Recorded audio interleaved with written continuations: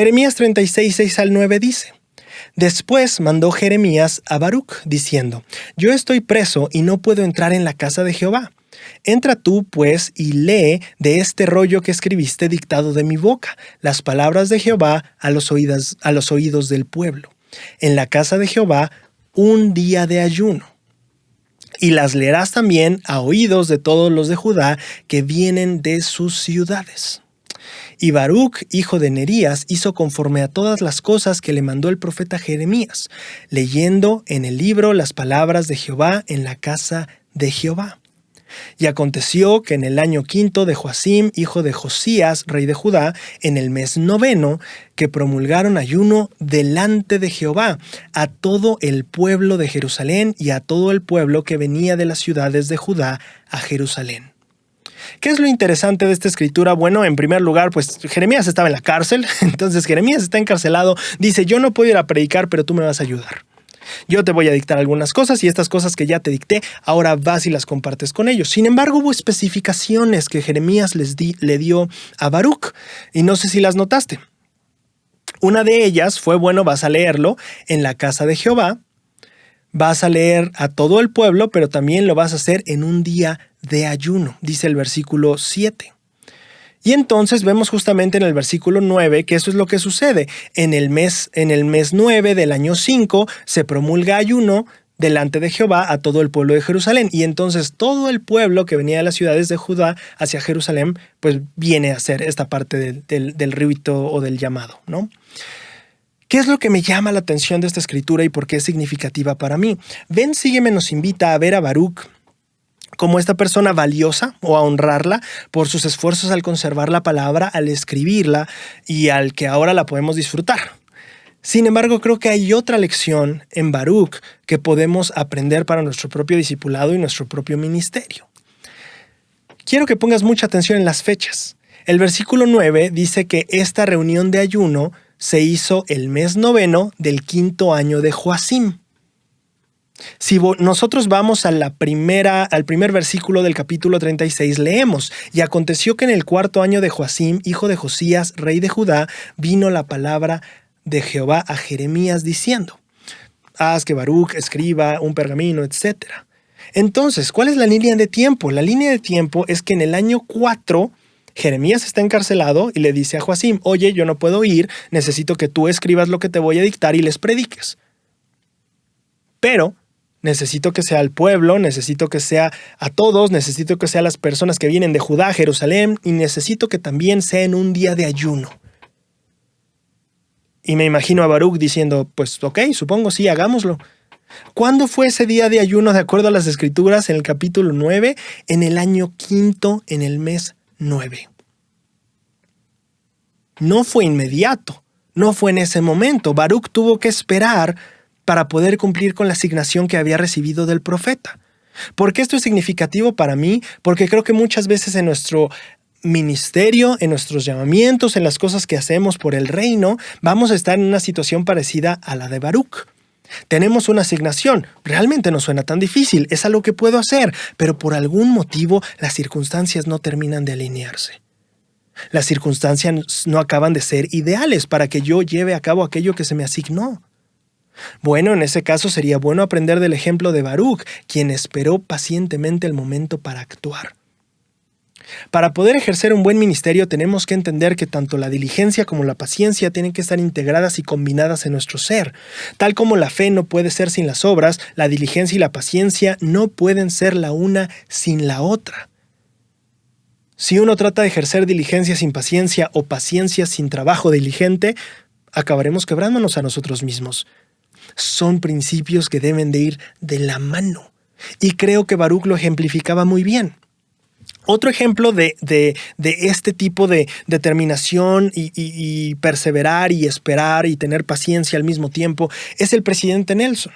En un devocional mundial para hombres, o bueno, más bien para jóvenes adultos solteros, el 10 de enero del 2016, el presidente Nelson compartió un mensaje llamado «Cómo llegar a ser una verdadera generación millennial».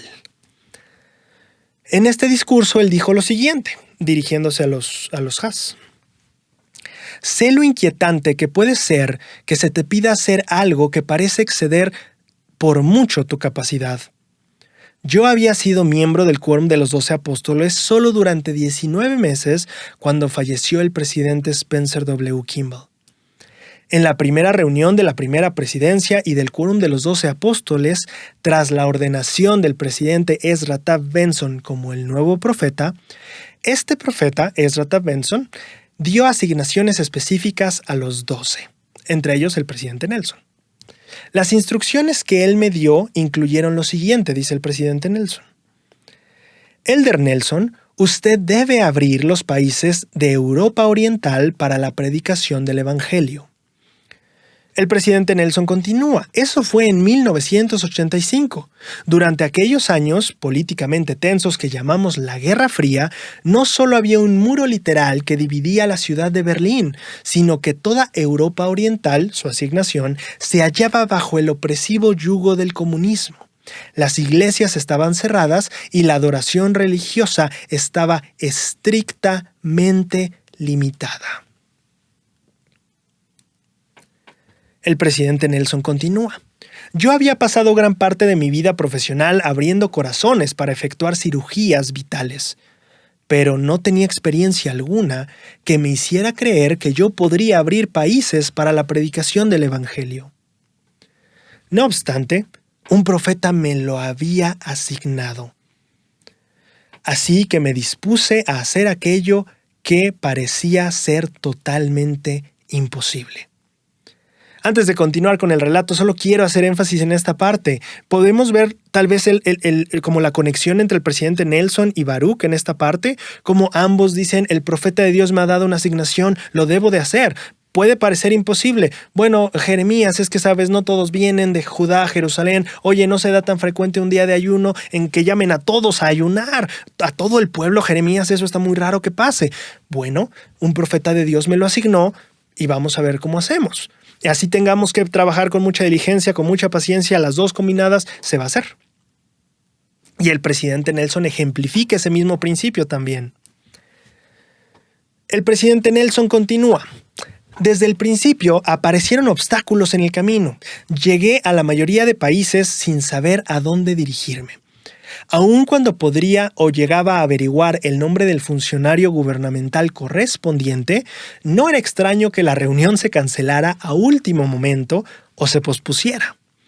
En un país, cuando la cita se demoró 2 días, me colocaron intencionalmente varias tentaciones en el camino para ponerme a prueba. Incluso trampas para que cambiara divisas de manera ilegal en el mercado negro y otras actividades ilícitas con las que fui tentado. En otra ocasión, la reunión comenzó con la exigencia de que yo me marchara de inmediato. Mas el Señor puede ejecutar su propia obra, dice el presidente Nelson, y tuve el privilegio de ver cómo se sucedía un milagro tras otro. Siempre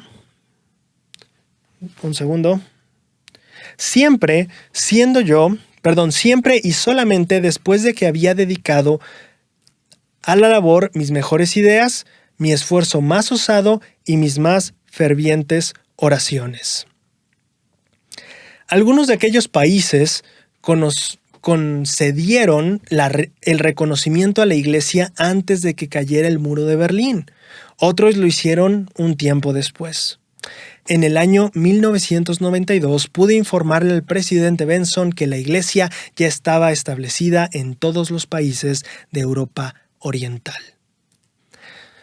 Esta experiencia me gusta por el tiempo que le tomó.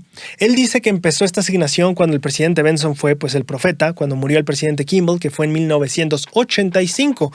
Y en esta parte final del relato, él nos dice que acabó informándole al presidente Benson que terminó con su asignación en el año 1992. Eso nos da un margen de 7 años. 7 años de tocar puertas, 7 años de buscar reuniones, 7 años de buscar concretar citas y 7 años en donde también hubo muchas puertas cerrándosele en la cara. Eran países comunistas. Me gusta lo que él dice. Aún cuando se veía oscuro, me determiné a intentar lo imposible. Eso creo que era lo mismo que tenía Baruc en su mente cuando fue asignado por Jeremías a dar este mensaje en un día de ayuno cuando todos se reunieran. Eso está muy raro que pase, o por lo menos no es tan inmediato. Voy a tener que tener paciencia, recordar mi asignación y aunque no pueda acabarla y completarla inmediatamente, por más que yo tenga la disposición, parte de mi deber y de mi discipulado serán el mantener el dedo en el renglón mientras las cosas se alinean y las circunstancias ceden. Rara vez hay situaciones ideales. Rara vez vamos a tener todo listo para que cualquier asignación y cosa que tengamos que hacer se resuelva inmediatamente. La verdad es que va a ser un ejercicio de trabajo en el que la diligencia y la paciencia tendrán que aprender a trabajar unidas, a funcionar como una sola, porque si no, nos quebraremos en el camino. Va a ser importante que así como Baruc y así como el presidente Nelson, apliquemos diligencia y paciencia si es que queremos trabajar de la mejor manera en su obra.